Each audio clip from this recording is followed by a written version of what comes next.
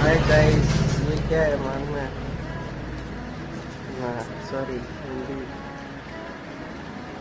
বাংলাই কথা বলি। এটা কি জানো?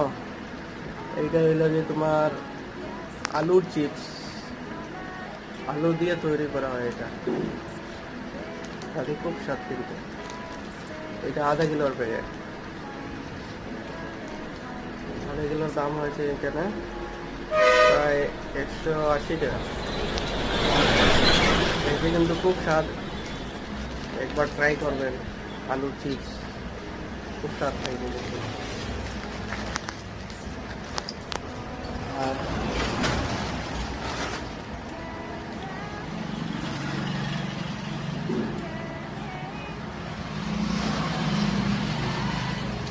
এইটা কি জানেন?